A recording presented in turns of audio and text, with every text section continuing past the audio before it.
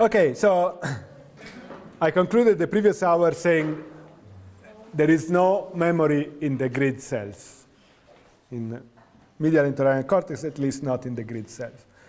And this next hour, I want to convince you of how wrong that statement is. And to do that, we need to go into curve space.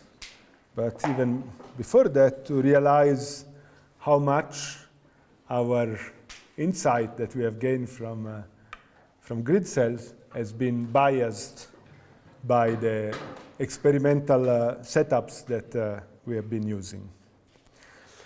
So grid cells are an amazing phenomenon, and there have been many models that have tried to account for the emergence of these incredibly geometric firing maps. And I don't have the time to go into the details of these different models, but I just mentioned that there are these two main classes. One class that ascribes the emergence of the grid to an effect of interference between oscillators that is simple to understand in one dimension, that is kind of visually represented there at the top, but can be extended to 2 dimensions. It's more complicated way. This is a mechanism that has some delicate points, but it has been very popular until it has been more or less killed by the finding in bats of nice grid cells without the oscillations that would be the first ingredient of this model. Another main class of models is based on the emergence of the grid from the recurrent connectivity between the grid units. And this is a class of models with different versions that also have their delicate aspect. The main delicate aspect of this way of thinking is how would the grid units be arranged in the abstract space where they represent positions in the environment, their spatial phases of firing, given that it is seen experimentally that that does not correspond to the position of the cell in the tissue. So how would the connectivity be informed by the selectivity of the cells and not by the position of the cell in the tissue?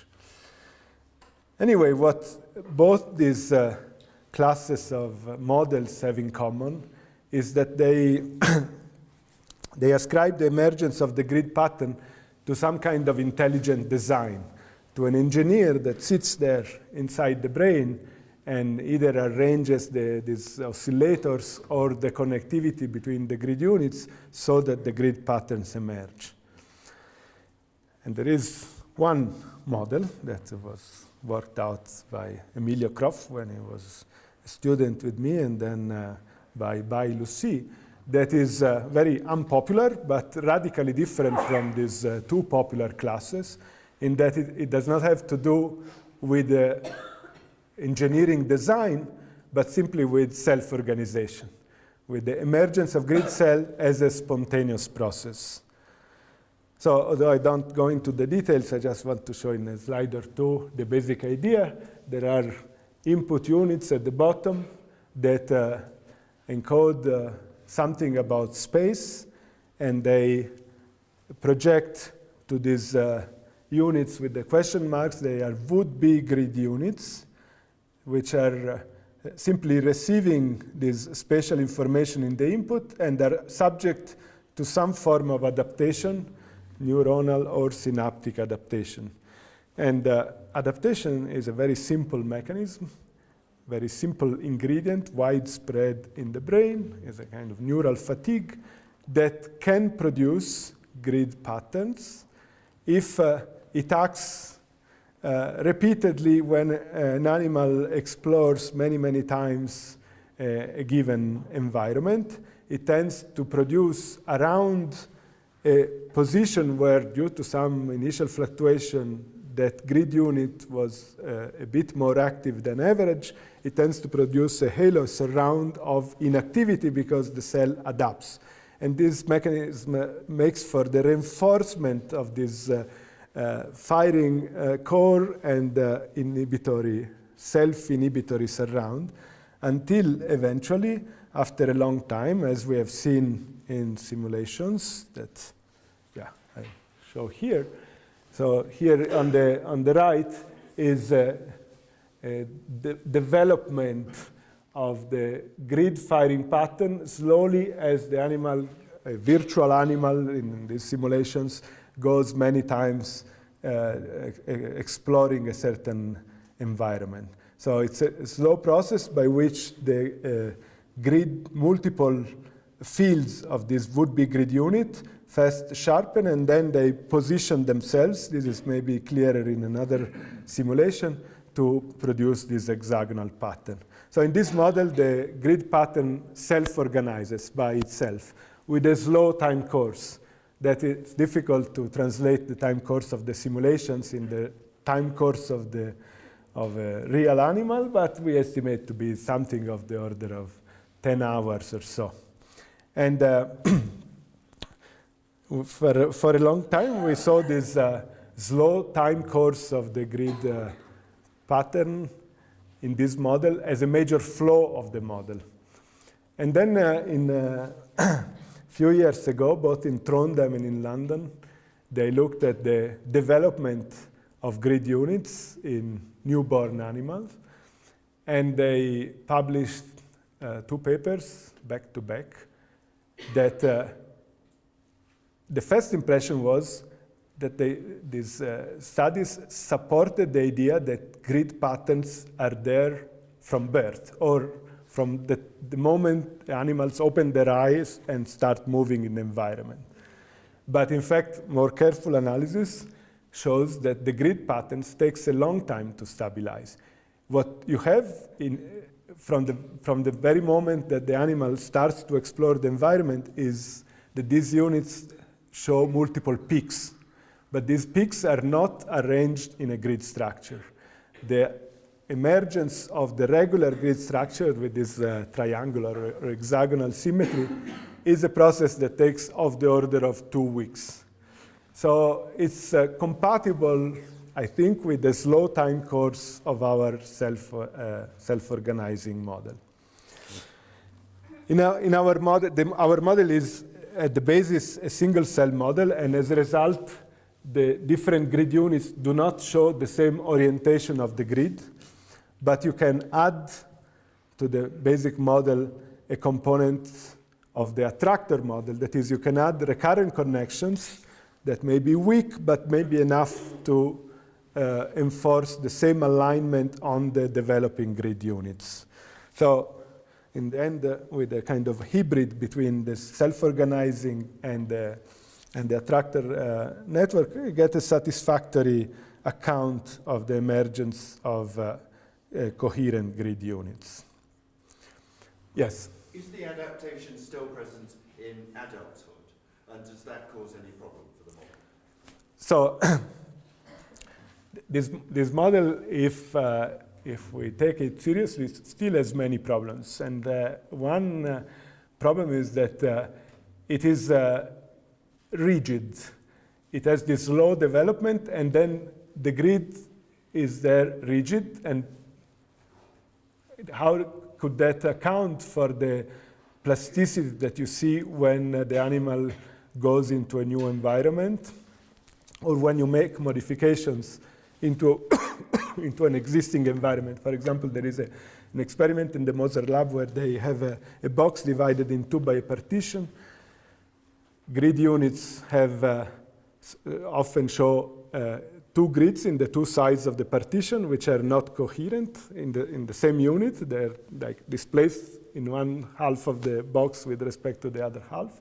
Then you remove the partition, and rapidly you get a realignment so that you have a single grid. And our model has difficulties with that. So yes, we have still many problems. But yeah. So this is a very naive question. I Yeah. don't really know about this area, but why 60 degrees and not 45 or other terminal arrangements? Yeah, no, it's actually a very good question. And in this self-organizing model, the 60 degree is basically because that is the optimal packing of fields, so that you have the maximum number of fields given the spacing between fields. And your question is very good to lead to the next slides, as you will see. So the point is that all these models, whether we take them seriously or not, but they've not been predictive. They've been elaborated after the experimental finding to explain this hexagonal symmetry seen in these boxes where the Mosers and their co-workers have discovered the grid cells.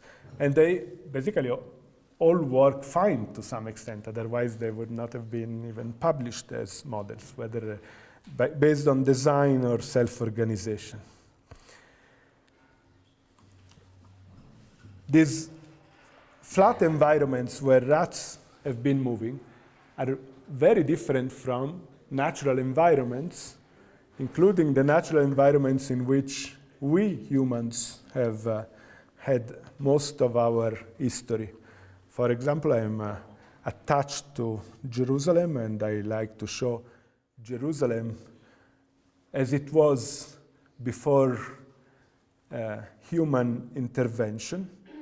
We can appreciate in a cross-section how even the flat part over which King Solomon is said to have built his temple is a human artifact. It's a landfill on what was before a very hilly ground. So one can ask, what would one expect of a grid representation on a curved surface that kind of simulates the hilly terrain of any natural environment? One could think of a hexagonal grid that is somehow stretched and squeezed so as to fit the mountains and the valleys of a curved surface.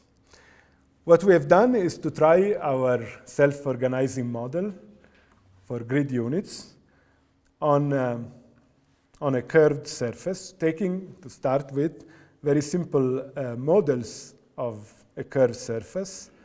So we tried the adaptation model first on a simple surface with positive curvature, positive Gaussian curvature, constant. That's a spherical surface. And then on the converse of that, which is a surface with a constant negative curvature, which is like a Eiffel Tower. So you can ask, how would be nice to know how real grid cells develop their fields, but waiting for the Mosers or others to do the appropriate experiment, we have tried, meanwhile, what we can do at SISSA, that is trying the adaptation model. And the model produces very simple results that on a spherical surface, given an appropriate radius of curvature relative to the grid spacing, you find these grid units with pentagonal symmetry instead of hexagonal symmetry, so with 5 fields neighboring any given field. And on a so-called pseudosphere, this hyperbolic or negative curvature, you find grid units. You have to look at them when you kind of splash out the surface of a plane that have heptagonal symmetry, that is 7 fields around any given field. That's because on these curved surfaces, the same principle of maximum packing can produce these different symmetric arrangements that have pentagonal or heptagonal or octagonal symmetries. So that can seem like a kind of curiosity. But I would argue that it has important consequences. And we can maybe appreciate them by thinking about these grids on the sphere that so far are just hypothetical, but could be that in the next few years we have real data, because people do experiments on spheres. In the Moser lab, they tried to have rats grow inside of a sphere, like a fishbowl.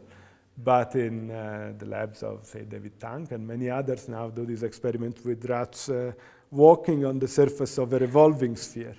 So the experiments are still not done properly, in my view, to look at grid cells, because the virtual reality is that of a flat environment. For some odd reasons, this experimenter used flat virtual reality on a curved surface. But once they will use curved virtual reality, then I imagine that we could see what is the response of real grid units on a sphere.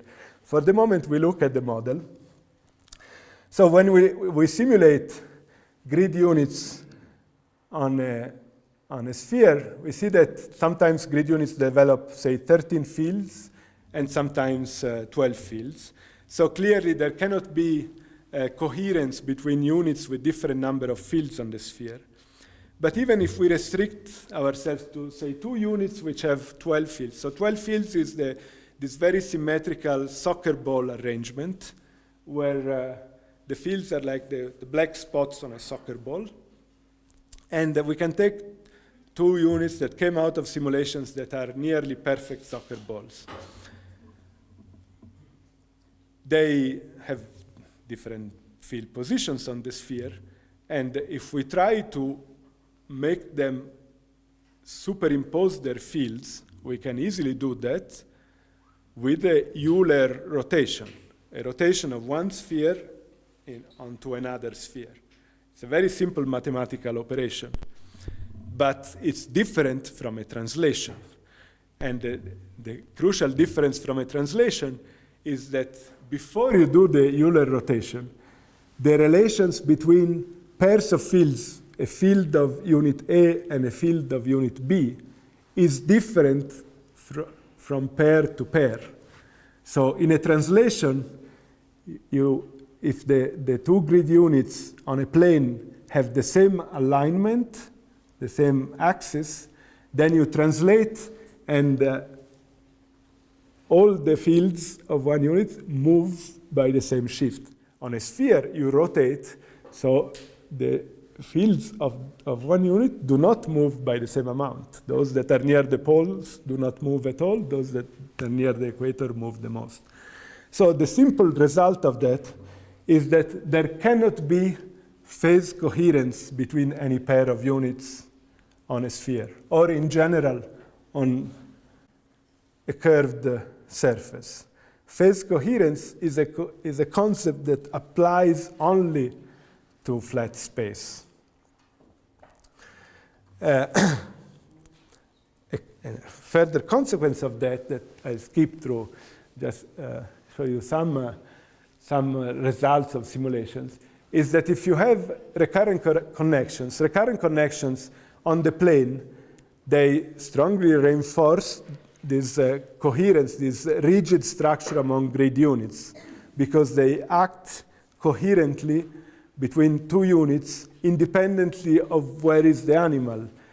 A given unit has a number of fields and another unit has another number of fields, all of which are in a kind of pairwise, the same relation with the corresponding fields of the first unit.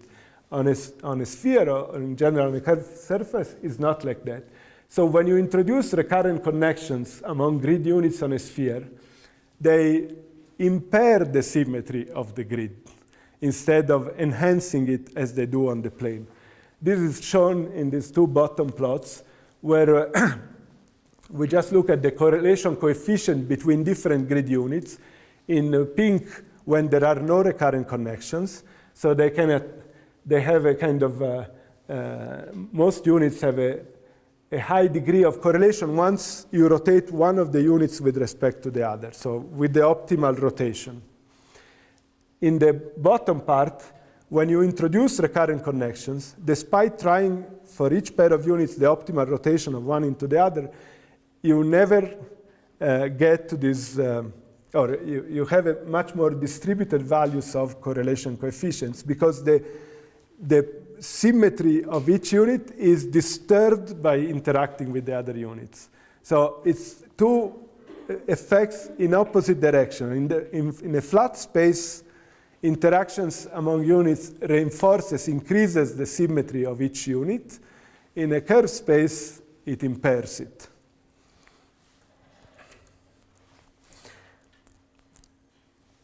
If we look at this so-called remapping in entorhinal cortex that we have seen in the flat space is like a rigid shift and rotation of all the grid units as if a stapled sheet of millimeter paper.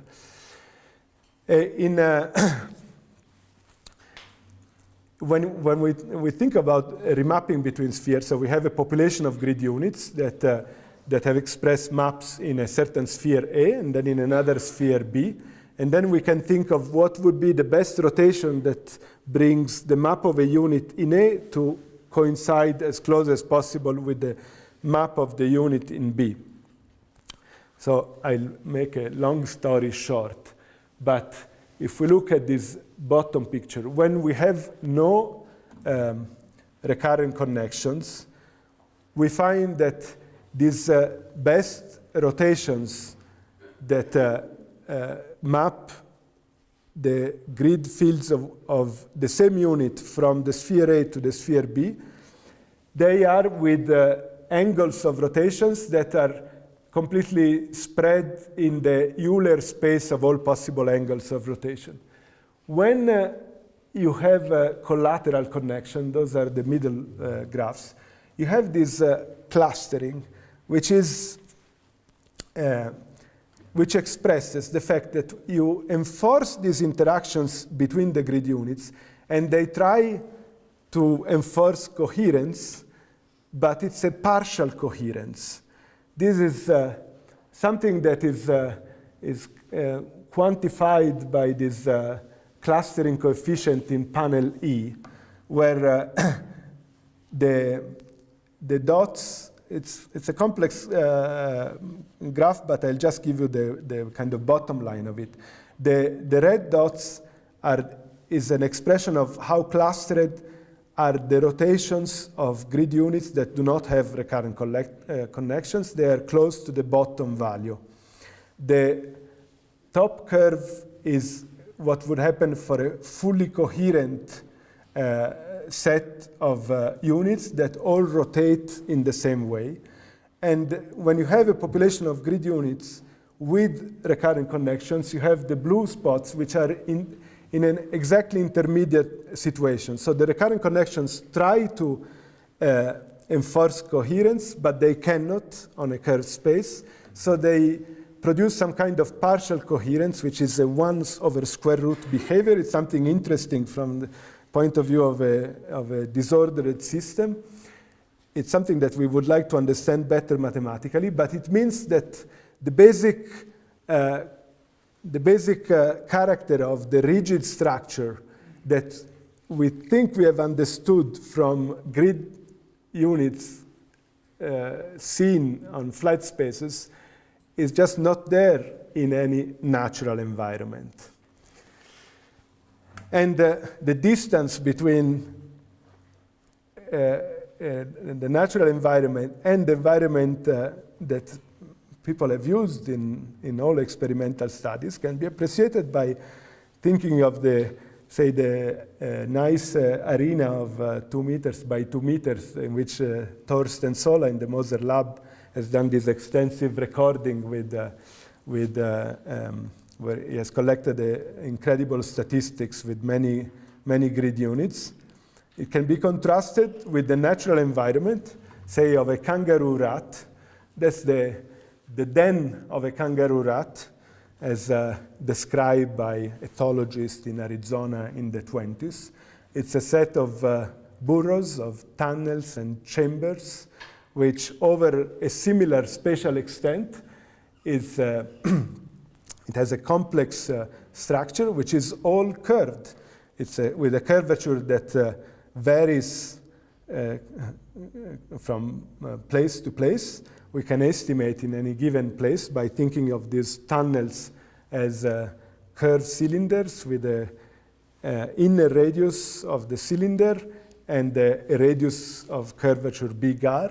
And then we can get an estimate for what would be the natural Gaussian curvature of the environments in which these rodents have evolved and where they presumably developed their spatial representations.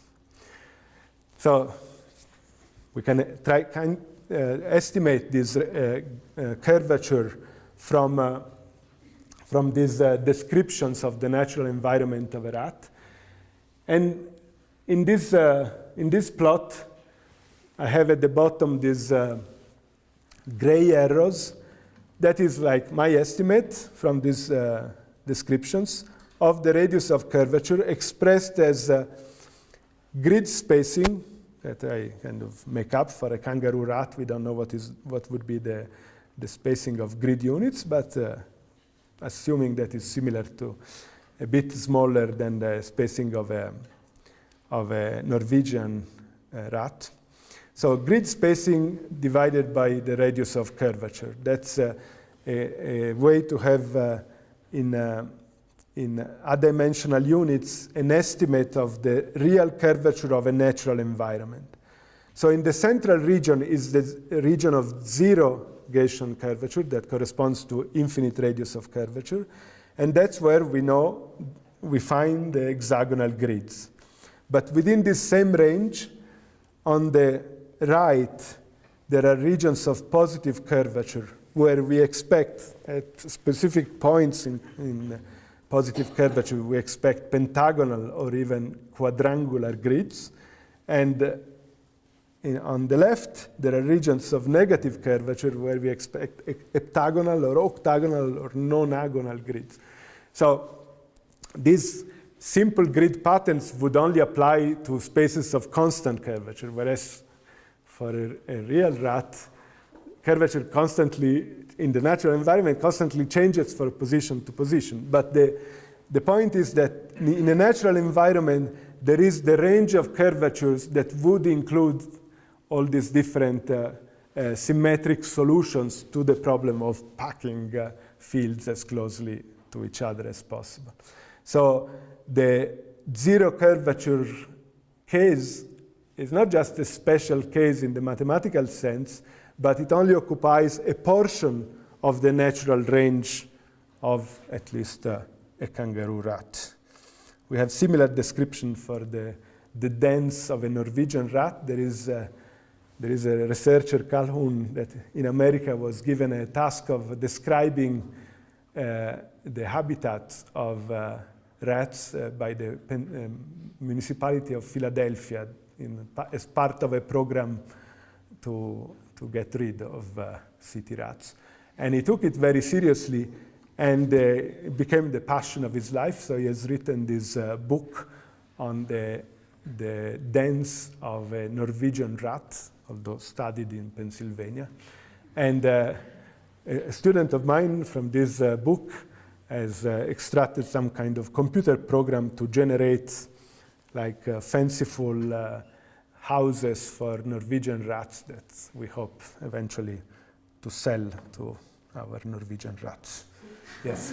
I was wondering, has it been proved that rats can do 3D shortcuts and things like this? I mean, something like this, you could imagine putting the rat in a position and whether it knows that the quickest way to get from A to B is to do a 3D thing. So, in this book, which is many more things may be known, but not to me. But in this book, there are some things that are quite surprising. So first of all, rats, Norwegian rat, like here is the kangaroo rat, but Norwegian rats also build these dens with multiple tunnels that connect a set of chambers. So a typical den would have about 10 chambers, so places where you can fit 3 or 4 rats, connected by about 40 tunnels. So some of these tunnels are between two chambers, some are between another tunnel and a chamber, and some go to the outside. So they built these tunnels, so probably it's because they can use them and they remember where they are. But one striking fact is that they recorded the paths taken by rats above the ground in a specific condition when there was snow for all sorts of reasons that I don't go into. But they find that they have a strong preference for following above the ground a path which is not straight, but that follows the projection of the tunnel that they have built below the ground, which is indicative of a very strong spatial memory for the tunnels that they have built. So I think, it would be nice to do more scientific studies, but I think the indication is that there is a very, very strong memory for this. These are their houses. And yes? How do you come up with like a reference plane or something for the curvature? Or is this reference plane? Yeah, so the Gaussian curvature was a contribution by this genius Gauss. Is defined intrinsically for the curvature. It can be defined for a surface independently of the space in which you see it as embedded. So you don't need to think of a tangent plane. Yeah. So how can we approach then the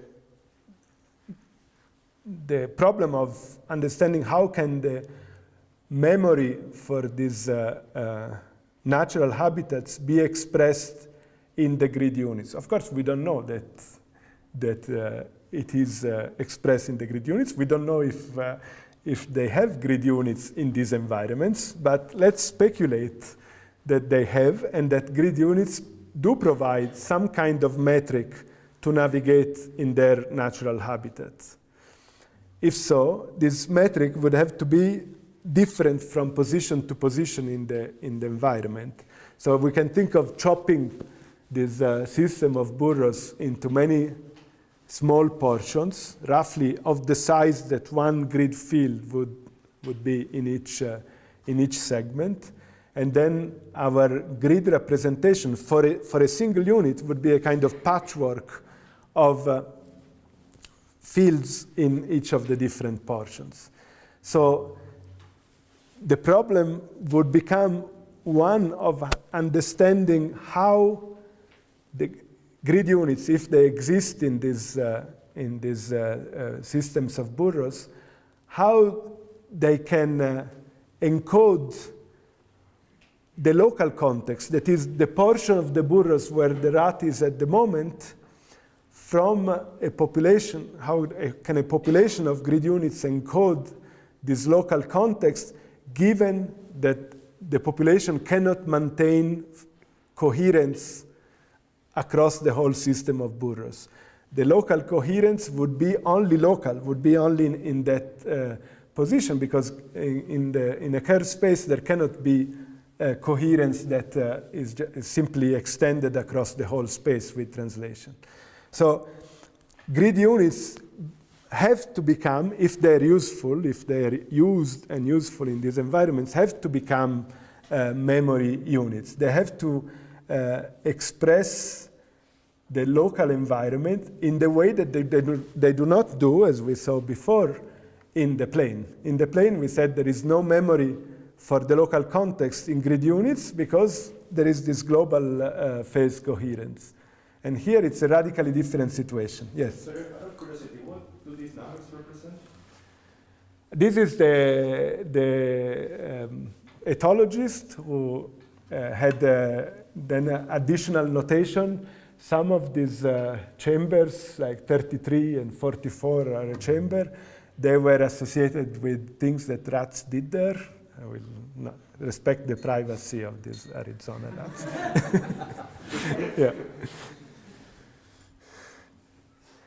So the question of whether the rat can remember its own home becomes, if we believe that there are grid cells in these environments, become a question of whether grid cells, grid units, can express memory for the specific portion of the environment the animal is in, given the lack of a global coherence that extends across the whole environment. And then it becomes a question of essentially storage capacity. Essentially, it becomes a question of whether the grid units can have separate memories for each of the small portion of approximately the size of a grid field. Each of these portions, there may be 100 or such portion in the den of a kangaroo rat. Can the kangaroo rat remember 100 different sets of relations between its grid units? It's a question of storage capacity that in the past, people from statistical physics have tried to address with computational models. The simplest computational models had to do with the storage capacity for discrete memory patterns, and this is a plot from all studies. At the time I was a postdoc with Edmund. In the following years, the question came of how from discrete memory patterns one can extend these mathematical approaches to continuous spaces would be appropriate for the representation of spatial position, which is continuous. And Francesco Battaglia, when he was a student with me many years ago, he developed this, extended this mathematical approach to enable an estimate of the storage capacity for these maps, essentially, these maps that he thought of as place field maps. And in fact, it discussed the result in the region of this sparse coding parameter that we thought at the time was appropriate, the appropriate region for hippocampal place fields when the firing of the hippocampal pyramidal cells is sparse. So the essential results of Francesco is that one can store in a system where each unit receives of the order of 10,000 connections. The system can store about 100 different place field maps in a sparse coding regime. But what would happen when the coding is not sparse? If we accept the possibility that there are grid-like units that have multiple fields, they're not coding space in a sparse manner, but in a dense manner, what would happen when the coding is dense and not sparse? So instead of sparse, aperiodic, one field per map, a model like that, we would like to have a model where the same unit has multiple fields and code space with something like a grid representation. And Francesco, in this paper from '98, before addressing this case, he had a toy case that he took just as a mathematical exercise to warm up, where he really addressed this case of a dense representation in a specific model that I do not go into, that has to do with modeling space as a torus. But the essential result is that in this toy model, the storage capacity goes down very much, so that with this dense representation, a system where the units receive of the order of 10,000 synapses can store only about one map.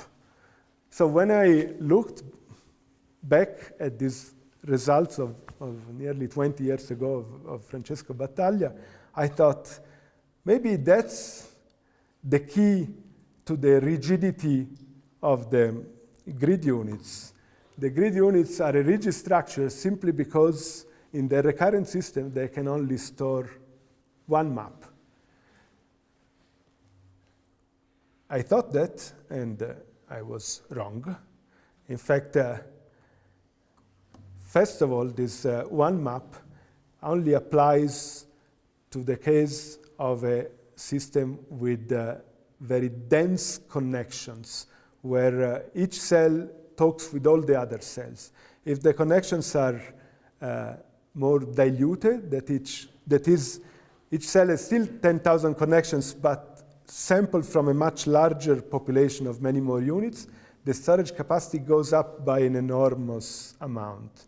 And then it goes up even more if instead of the square arrangement of fields that was implicit in Francesco Stoi's toy model, we take an hexagonal arrangement of fields, or in general, an arrangement that maximizes this packing of fields in space. So the storage capacity goes up by a huge amount. This is a kind of, for mathematical perverts like me, this is a very interesting result that with the same model, with just a change in this symmetry of the multiple fields of the units from square to hexagonal, the storage capacity goes by almost 4 orders of magnitude. It's an kind of mathematically incredible results, but still correct. So the bottom line of that is that there are two effects. One is the so-called dilution in the connectivity, and the other is the optimal arrangement of fields in the plane that make even a dense a system of units that codes for space densely have a large memory capacity. So the bottom line is like a reassuring message for the Kangaroo Rat that he can remember his or her den with a system of grid-like units that are interacting together with a kind of continuous attractor. Given that these grid units can develop specific relations between them that are specific to each location. So in the same sense as in an upfield network, two units reflect in their connectivity their relations in multiple memory patterns. So in this model of the spatial code expressed by grid units, the mutual relation between two units is a superposition of the effects of the fields that these two units have in different locations in a complex environment like a den of a kangaroo rat. So it's not the same relation across all pairs of fields, but it's a different relation in each location. And still all these different relations, they can be superimposed together and they can lead to memory properties. So I'm all done, but I would like to go back to the kind of first slide and suggest that these dense representations of continuous spaces that we have just started to explore with models and for which we have very little, very non-existent, I think, experimental evidence yet, could be the relevant thing to understand the representation of other continuous spaces, such as those that are involved in vowels, but also in general phonemes, for which we clearly need very strong attractor properties. This can be appreciated by just looking at the waveform of the syllable P as pronounced by Katerina, a student in the group, and contrasting that P, which has a very short P and a longer I, with the P of Zeynep, who sits there, who has a much longer P. And maybe the I is similar, but the P phoneme looks like there is nothing in common. And yet, if I hear Zeynep or Katerina speaking, I'm completely unaware of this incredible difference in waveform, and I'm equally unaware of the difference with my own P, which has also a different waveform for the vowel. So it's incredible how when we listen to speech, we are able to very rapidly converge to our prototypical perception of the different phonemes, given that the physical stimulus that impinges on our auditory system is so different. And maybe said more similar for another syllable, P or key, pronounced by me, they look more similar than the P pronounced by other people in the group. So clearly, we have to understand how we apply this very strong attractor dynamics to continuous spaces of this sort.